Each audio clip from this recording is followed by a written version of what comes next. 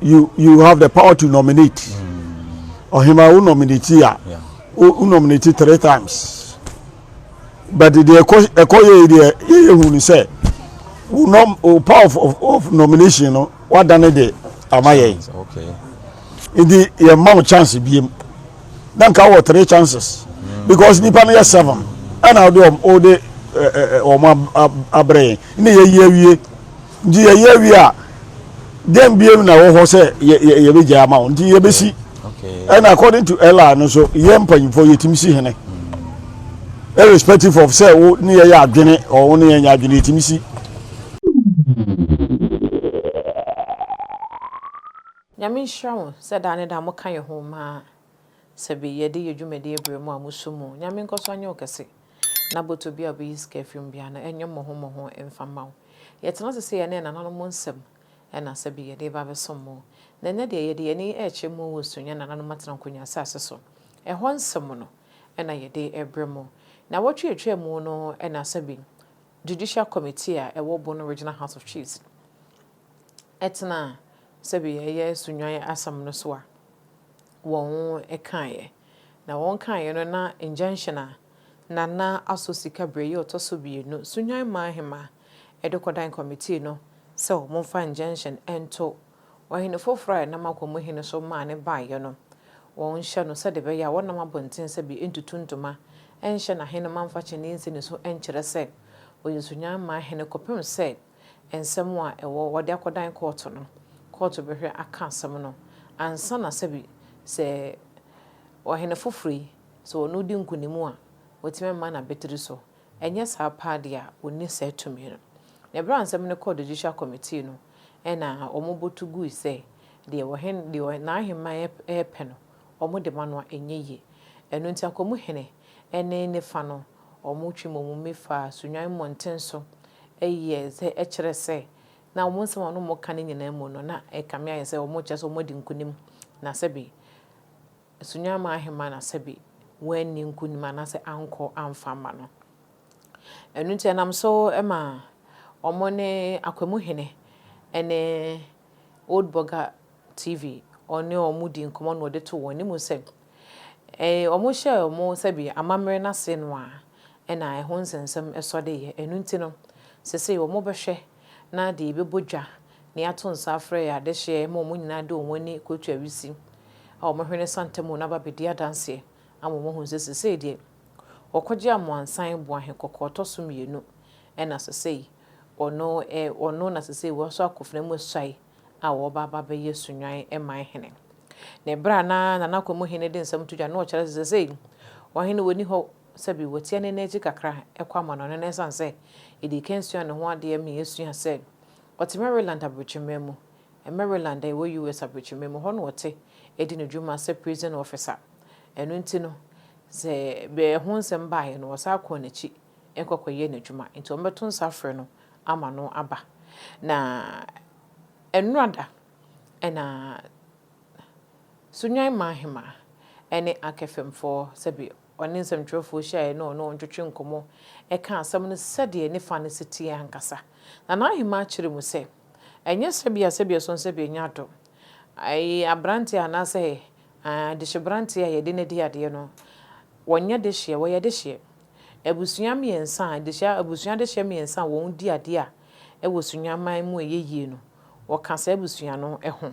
na emom kwan a mo fa so de ne di ade no ena o manfa mra kwa so na hema a kire se otonsa frat na nkonya no ena o de to omonim se de ya na da ye no se wo do mu dwa to aba ye no mo ye du mako mo ye du eba akọ eno nti omo nkọhwehwe obi achi na nka omo mfa ho nsem mebo omo na so omo koye no omo ante ho hwibio echi a obete ya ne se bi omo yi obi a omo susu se won na odi omo di ne di ade a ebeboa eno nti wo ka se ne nuanom mienu aka ya busua mienu aka eye na ntachiwa asefo ena afenso so ya akosia dua asefo no omo nyina ena na ahema na asosika breyi otoso mienu wone na bakoma hene ene na busua panyini ena afenso ne gya ase hene a amane emu no nkae na ahema ene na busua panyini na gya ase hene ya adantemu ede ama na nanom atrankonya no nanka woyi hene a wode akwa kyerɛ wo ho no ɔso wɔn nyinaa wɔn nim ho hwee na ɔmasa ate no wɔn frama mu sɛ ɛkyena da Nyankopɔn yɛ adoma yɛ wada edi anim ya na sɛ yɛ wada ɛna wɔn makyɛ nkrata sɛ Yakomu hene ɛne ɔmo maka no ɔmo bodwa na sɛ bi wɔn ayi ɔkɔgye amansan bo ahen kɔkɔtɔ so mmienu ɛde na kyerɛ ɛde na akyerɛ sunwanman nyinaa sɛ wɔno ɛna sɛ bi so sɛ bi nya do ɔba ba bedi adeɛ sɛ sunwanman hene nanso so no na aheme ka sɛ sesei no ɔno wɔnyanya hene na wɔnsi hene so ɛwɔ mu sɛ ɛngyanhye na wɔde kɔ ɔmo yi afiri so deɛ na emom no sɛ de yɛtie bia na asɛm no ɔmo bɛka ametu akɔkɔtwere de twere ma asomdwe nso aba na ɛbra na wɔne nsɛmtwerɛfoɔ atwitwe nkɔmɔ no momie nkotie nsɛm na ahema kan na ahema kyerɛ mu sɛ ɔmo yi ɔmo a sɛ bi ɔmo to aba anaasɛ ɔmo sɛ ɔmo si hene no yɛhwɛ nananom atena nkonya wɔn ɛwɔ sonya nananom atena nkonya asase so a ɔmo buru aduonu mmienu ɛno nti sɛ fa ɛnan bi kɔtena baabi ka so ɔmo si hene a ɛnya na amanneɛ no amanneɛ kwan wɔ hɔ a yɛfa so edi si hene na ɛno nso sɛ yɛpirikyi no a anaasɛ sɛ yɛdane no a ɛnya adeɛ sɛ ɛbɛboa ɛno nti momie nkɔtie ɛbra nana asɔ sika brɛyi ɔtɔ so mmienu sonya ma ahema ɛne ɛkyerɛ ne nsɛm mu sɛdeɛ ɛbra court den sɛ bi ne nsɛm baeɛ no sɛdeɛ ɔsi kyerɛ mu faeɛ ewia ne ato so but me the most some of was encouraging I no kwenya na mama hu kwan sankata no yen security because me see onye nti kotu nsama bae na eye no injunction na yeyi ya asam na nkasa wo nti hin nti na ekokọ so wo ko mu sesi ya say na nahi ma e be boja ma ne hene aba betra ni ade ade ni na me ni mo hwe nti na my release be about court injunction no asam aba out no my appeal eba out nti no me dey still ani si ohene e me ko mu ga tumi ka me tini hene no mo na ma ba be business nana ma wadarumo enti sankrata ya abai judicial committee no verdict no na ho appeal no na wodi ho nkomo anase sansem na nenam emontre so say yes hine no mom na ho nkrata abai nimi enu nyina ho yese o ma yanka bi nenam wiem say o mo bebo ya wada akosia o hine bi na mo enti abakma be akuma ni gas nyene ne me busu asanyi nyina yenim ho hwe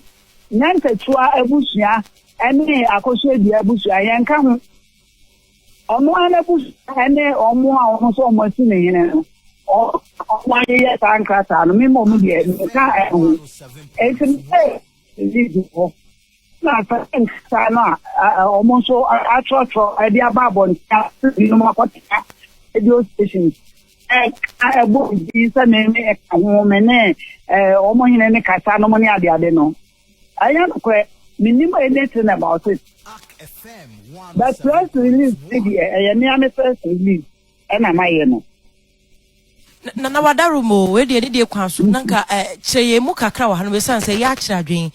And near him say,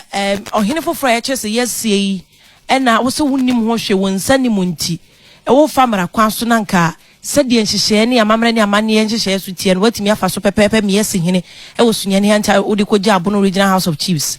And now woman so a buase war application now the buy and woman so many in Tiaba to a guinty. Do not again say Yaba to a good dear, any hina yes, no, ne quansuano, no, and yes, I know the injunction application. I know the Bia, what they be quite yet me a piece of. And one say ye be asamo ye ni asamo no ye so mo nfa no so ohene and now akofun say be asamo na wi eno no omo ye na ni mo sanya omo sisi ase omo aro yakwa aba be sisi mo say asamo na nkasa de ye ni ye enti sabe no utiga wo court ana wuni dem ba akokwa wo ho on the 30th so ye be ka enti ni wu wire omo yes I did I mean say ni bibie mu o but me release na my no FM 107.1. Abusuafo ne sunyane manhima na akoso adua so sikabre yi otoso mienu na edi nkomoyi. Enti nana hime wadaroma sese no wo se application a wo botugu ye no eda nchen a asem na nkasa wo ho. Eti se asem na dia na aka yenkan yi. Asam no application na nkasa ene wo ho a ye ba be ka ho asam. Ya be ka whether or not kwan omo fa so esi hin no ne kwan so ana. Eno wan sam na ye ba be ka no. Because sabe meme ya sub chiefs no ana division chiefs no Ghana mamre dia ni ho a ewo mu se sub chief ebetini akwako si paramount chief because omo akwa na omo ye division ano omo ti o matrankonya ma me rejabo to a omo bo edi yi omo atrankonya na me oman ma ni wo ko ni mu no wasa meme so bi inside the best say we na mo fa ni si akonya na say we na mo fa ni ko si akonya no mo anya fa de no wo de na mo sa meme tene so na me yi na me de ma mo na ye say me so mo ko hwe nko fo chi mra na mo fa emuaye mra ne emuaye bi ama ni wo ya nsa mo ama yi obi na mo ama kwa kosi ma me say ya de a ye ne kwan so a abe na atankonya na o maka ni nyina wo mo ye about 22 obi anka wona so called for now so mo ye key makers no omo kwa na ye na ne mra kwan so a emirika be na omo fanti a omo ntine anton sanfre mansan nyina anton sanfre those involved ama yanka na ama busia for me ensani nyina ya metas na ya anye na sabi ye nuanu da goma for na kise ade na se ema omo ye omo ka ho de Bekanya mra amamre so be yi so fugu ni ade nkoa na ye akwakosi akonya ana omo si akonya ni nsi omo nimu na omo ye mpententa mu nsi no omo amfa amamre kwa so obi a o sai kwa ni na sisi fom atankonya ye te wo kwa na obi anti aseso omo te eyi nkonya so na omo ye mame ni si hine nana wadaroma ahobrase kwan so unyina yesu anase unyina so anie enti na ma wodi application ekoye meche injunction application ekoye ni pa na oyade na si hine no mini no ho mini ni time dia wo ye ne busu ani aha enti sa nyina so we be mo ba kwan a wo mo fa so si akonya no enya ne kwam so wo Ghana amamre enti na meche say so ja akonya ne so me ma ye musu nya akonya no anima sesa abra nkete kwa ya bobo no omo fa amamre ni amane kwa so na eye enti no awasa ye tibi fa amane ni amamre kwa so na ye tibi edisi akonya no eno na me pa sere na wadaroma obu a manfo kakra wa ha enim se de na wosi kirekyerem kwa ye fa so ede hinefoforo di so a chese emfa amamre ni amane kwa so nti ena ma wodi injunction application ne koye ena judicial committee di chese unyina soro muso manye yinti o mabo ato agu enti ebisa se de ni nkyiremu a judicial committee di ba wonti asa wonkyeremu nyina achi no o mo chese o muso mo manye yinti obotugu ye na me wo se enyame bi o ha ya ye ni enfa sugar because e be a omo ye ya man yin ni no no emrepe mu no en samo chise ntoko ni nyina ne ebepie because da obi ani mu a ya na ebe etinsa eda enyino wo obi so edie ni etisa na wo fisa wo de yesu nan a ebi a wo ku wo po that you know watan ko na ni be sorry no mo so agboko ebi akode ti o se ni ye se ti e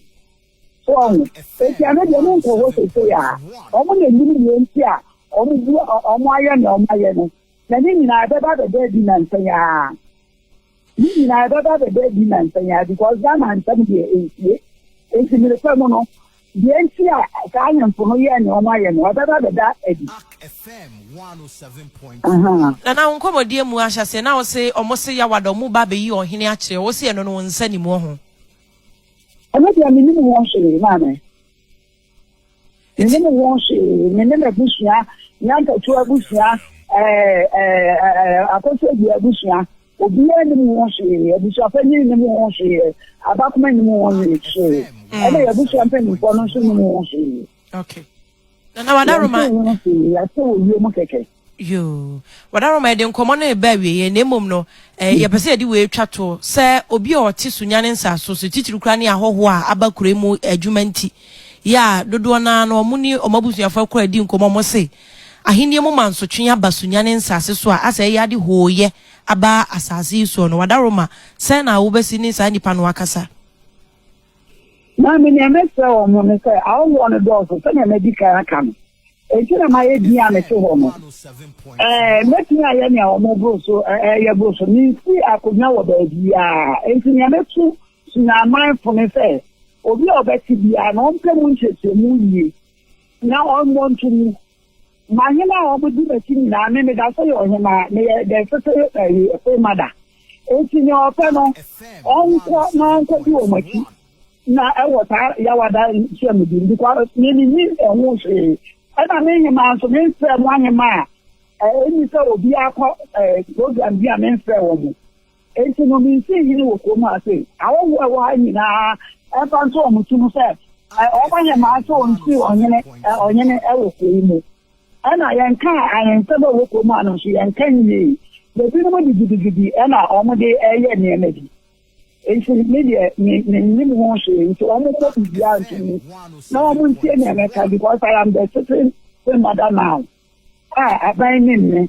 okay enti me from o mo bi antu okay na mo ntwa nanim okay because me person me bu emraso na me person me bu mraso a enka e bi o mo ye ni me de na ada me person me bu mraso na mo push me to the wall group of video na was say ye be the former chowa na nasa we ya sitting queen madai nyame ya doma ya wada program ya wo kire se omo se e beba so no omo copy wo de me person bi nya bibiata ye mo wa mane na no mane se eni ebuo mu na nka bibita wo wa mpa ka omo tuni ka babo mane but bibiata ni wo okay na tutu wo yeri omo mo ti radio so say me say binka ma fa na ba kuma yin bisa na so me san ka ka ta dia ma fa na du sha fa yin bisa na so me san ka ka ta dia enti e mo bia ni wa omo ni mo se ebusu afon ni fo omo wo eyi nanta chua ebusu mu ne akose bi ebusu na obi aso nya ka ta dia sa okay enti no ye ni mo se okay nana wadaroma se asembia ni eche dia ye pese ye de nkomo ne sie yo ma me da mo aseta nti mo ma da uro e ma mansa nti se ye mpa gidigidi bia wo ko mu ha sei enti no ma bia wo mo emo ntumu no mo ntwe manim kakra na ye mfa de emra da no ye mfa nto na ni amamre da no so ye mfa nto enti me da obi bia se me tiesu nya nyina se obi aka edin nsa nkeka no ene dɔɔso enti me tro mo sɛ ɔmo ntwɛ menim na ne ekoso bi ane nem wo hwee yo na ahema nsɛm no ene yakwakotie di aba na ye de ye ka ne sa asomdwe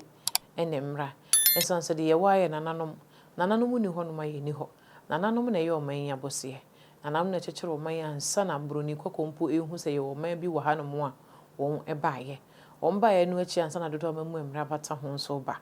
enu tsena nanom ye gya na nanom toto mo ho ase na se sebi de yesese ekɔ na ankɔ ne sa eya na ya de yese hadwene mo ye fa ya mamre ne amane ma mo ye toto na se sanse mpanyi sese ye refi krom hina benya dwabo ase ene ye beyira medin e de ma mefozi otwe da mponyankopon ya adoma ye behia makram